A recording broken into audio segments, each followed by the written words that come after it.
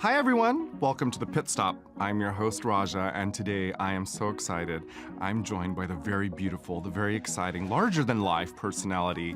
Please welcome Ginger Minj, everybody. Larger than life? At least larger than this dress. I had to go there.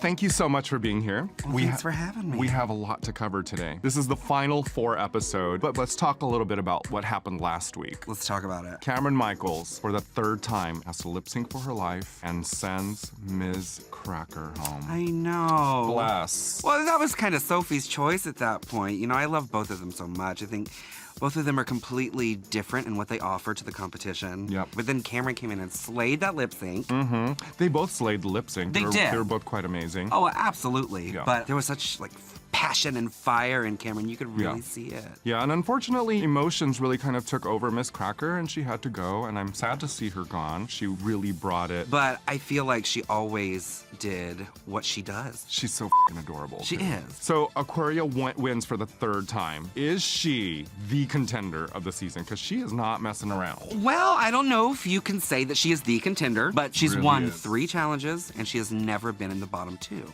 I feel like no matter what happens at this point, she has already set the bar so high for herself that people are going to love and revere her for everything that she does. And it's just wonderful to see someone so young to really get it. Let's move on to the Maxi challenge. Let's do it. First things first, they have to write lyrics and perform in Ru's song America. Second, they had to learn what Ru called the most difficult choreography in RuPaul's Drag Race history. And last but not least, they get to hang out with Ru and Michelle in a podcast. Yeah. What do you think of this multi-layered lasagna of a challenge? It was First of all, tiered.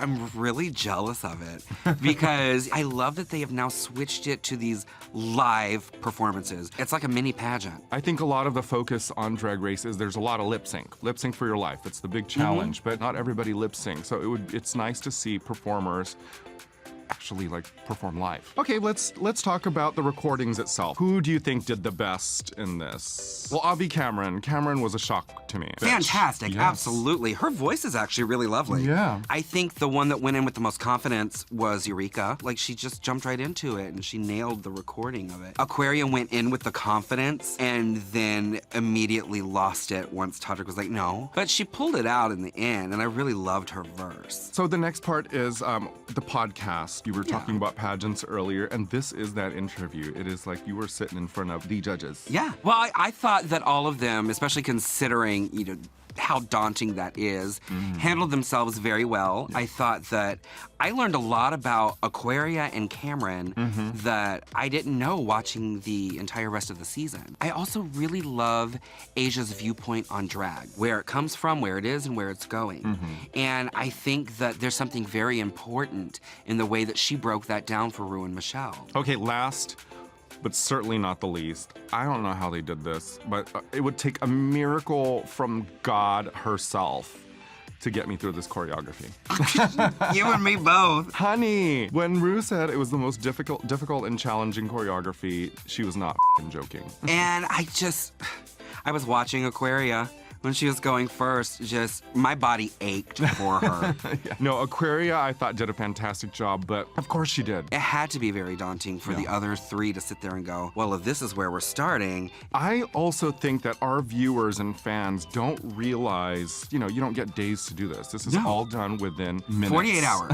Yes. You got 48 hours to do everything. All of it. And it was really nice to see that once they did perform, they all overcame those fears. Right. And they knocked it out of the park. This was one of the best performances on Drag Race history. Absolutely. And when they finally perform, you see how natural at it they are and how, for many of us, performance is our sweet release. It's runway time. Runway. Take it to the runway. Runway. Which is my favorite time because that's when the girls pull all the looks.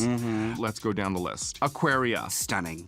From head to toe. Not one detail out of place. I love the little trumpet skirt, and she had so much to say. She really is in this game and knows the responsibility that is at hand in Yes. winning it. Next we have Asia O'Hara. Beautiful. That Tiffany's blue, emblazoned with the gold metallic, just so eye-catching. The one thing that I didn't love about it was I felt it was a little bit too short, but I can forgive that. Next we have Cameron Michaels. Just soft. Yeah. Feminine. Beautiful. Beautiful. And that soft lavender color really, really looks gorgeous on her. I really appreciated that look. She looks Absolutely. stunning. And last but not least, Eureka. I liked it, but the same no, it's the same issue that I had with Asia's outfit. I felt like it was just too short. Yeah. And it's so funny to me that the two pageant girls are the two Have that short came unions. out with short dresses. Now, this is not my favorite Eureka look, really. I saw her really, really go for it all season, and then I was like, oh, okay. So the season is close to an end, but let's look back a little bit. What is your favorite moment out of the entire season? Name one. I think the moment that sticks out in my head is Asia as Butterface. Oh.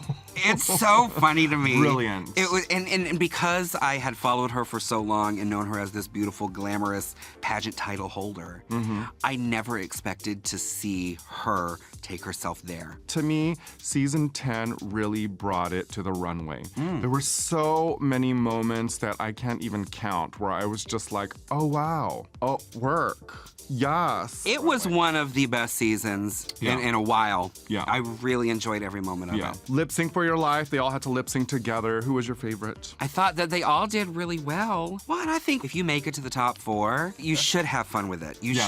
should enjoy that Yeah. because that's your last moment. It's rare that you get to be up there with 4 people and just show off. So no one went home. None. I was relieved. I was like, okay, cool. Yeah, which makes me kind of wonder if it's gonna be like it was on season 9, because I know it gets a lot of flack, but I really enjoyed that. Yeah. I didn't know what the hell was gonna happen. So we all love them in the lip sync, and no one got to go home. But do you, Ginger Minj, think that someone should have? if it had to be, like I Who had would you say absolutely go no home? choice. Probably Cameron, just statistically. But I'm glad that nobody had to go home because I fell in love with Cameron this season. Yeah. Do you have any advice for the final 4? Get out of your head, girl. Get out of your head. Thank you so much, Ginger, for joining me today. It has been an absolute pleasure. I love talking to you. I love talking to you too, girl. You are my sis for life. Yes, queen. Yes, queen. And I want to thank all of you so much for joining us here at the Pit Stop. Goodbye, everybody.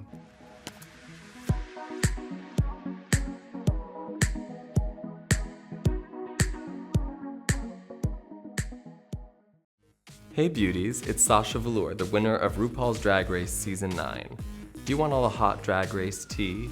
Then you better subscribe to VH1's YouTube channel, and you'll have all the fresh videos sent directly to your inbox. Now that's something not to joke about.